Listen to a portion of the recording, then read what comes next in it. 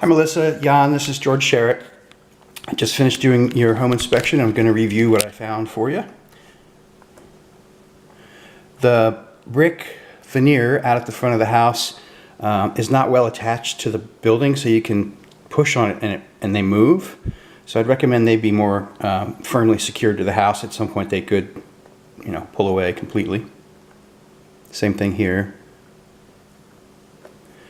The dryer vent is missing one of its louvers here, so potentially rodents could get in there.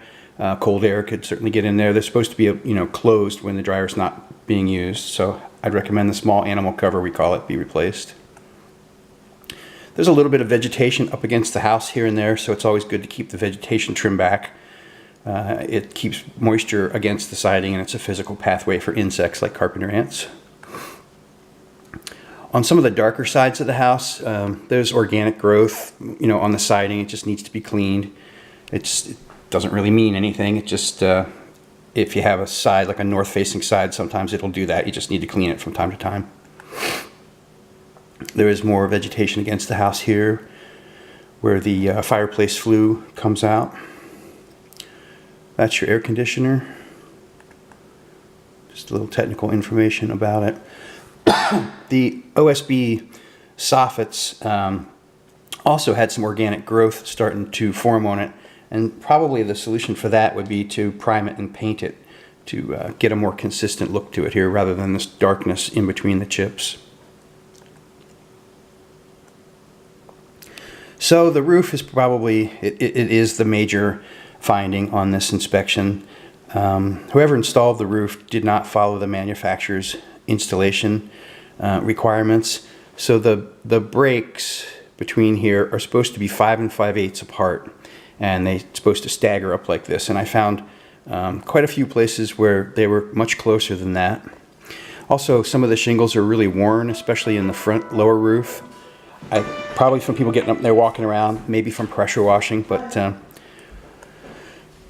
you can see, this is supposed to be 5 5/8 away from this, and it's right on top of that. So water's going to get underneath here, and then underneath here, and then it's underneath the shingle, the roofing entirely. So, the entire roof isn't like this, so potentially a roofer could get up there and identify all these areas that I found and re-roof those areas and save the rest of the roof. Or, it's a toss-up. I think some roofers would say, it's 13 years old, why don't we go ahead and take the whole roof off and redo it. So I'm going to recommend that a licensed roofer go up there and evaluate it for either repair or replacement.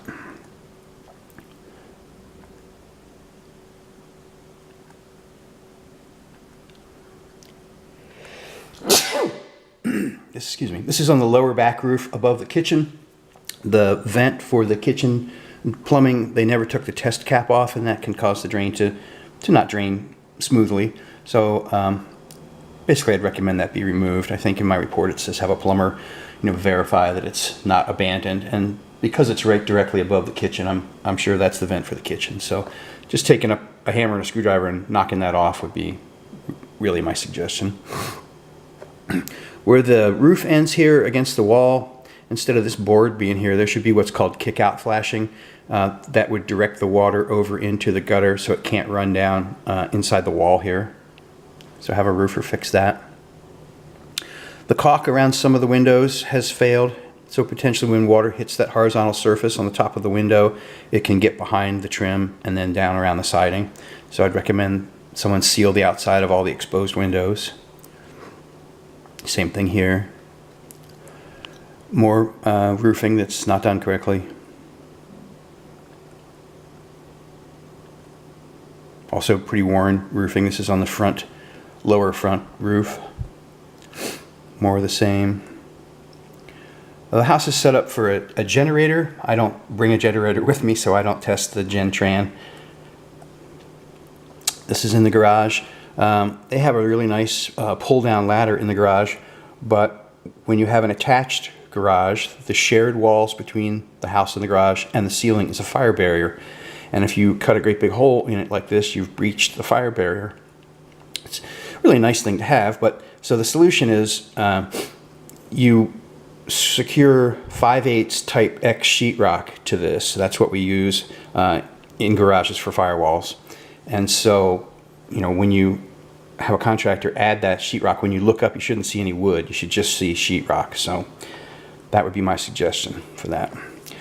Up in that attic, they have it completely full of stuff. So I'm not able to inspect that part of the attic for you. It's just filled to the ceiling with their possessions.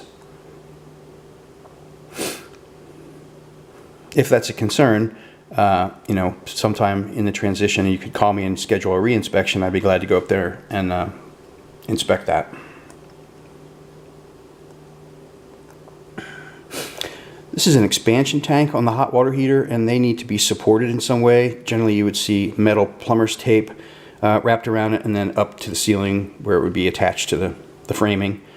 So it puts a lot of pressure on that pipe at the back there and those joints, so I'd recommend that be supported properly. Furnace hasn't been serviced for several years, so I'd recommend the furnace be serviced. It is functional. It was below 60 degrees Fahrenheit when I got here, and I can't run the air conditioner because I can damage it. The door to the utility room, laundry room, rubs on the frame here, makes the door hard to open and close, so I'd recommend that be adjusted. The fireplace functioned fine and was installed correctly. There's a carbon monoxide alarm on the first floor by the master bedroom. It was the only one I saw in the house, so they also need to have one upstairs. In the master bathroom, some of the grouting of the tile around the large soaker tub has opened up and should be regrouted so water can't get in there. This is on the windowsill here. That's a terrible picture. This is at the edge of the soaker tub, right here where the horizontal surface meets the vertical. The grout's missing here. This is my picture of something that's not here. So this is normally where I would see a carbon monoxide alarm for the second floor. The state law requires that they be in close proximity to the bedrooms, so this is where I often see them. There's been a tiny water leak around one of the vents in the second attic I went into. So there's an attic above the garage, there's an attic in the sidewall of the second floor, and then there's an attic above the second floor. So this is inside the one where the sidewall is the entrance. So you can see the darkness on the OSB here. There's been a really small roof leak, so also have the roofer correct that. This is in the upper attic, and I didn't want to walk through it because it was so, you can see how heavily insulated it is. I can't see where to put my feet, so I could come through the ceiling. I would also disturb the insulation quite a bit. I did notice at the far end, somebody's going to have to get up there because the bathroom fan vent has become disconnected, and so it's just blowing, warm, moist air from the upstairs hall bathroom into the attic. This is under the house. There was signs of rodents under the house. Mice and other rodents have been getting in there. So pest companies do what they call exclusion work, where they come and they seal everything up really well, all the screen vents, and they would build a different cover for the crawl space access. I'll show you that in a minute. That would keep rodents out. So this is the entrance to the crawl space, and this is the metal well, and then the wood cover fits over top, and it's really just a rain cover. It's hard to make a cover like that tight enough to keep rodents out. What a pest company would do would be to build a wood frame that fills this opening with hardware cloth and maybe a couple turnbuckles and a handle, and then that keeps the rodents out, and the bigger cover that's already here just acts as a rain cover. But I took this picture because of this darkness here on the wood. I can show you. So this is the gap when the cover is in place, and that is oil off the fur of the rodents on the wood there. So they've been coming and going through here pretty freely. So a pest company could take care of that. And that was something from yesterday. Thank you for your business, and if you have any questions, feel free to pick up the phone and call me.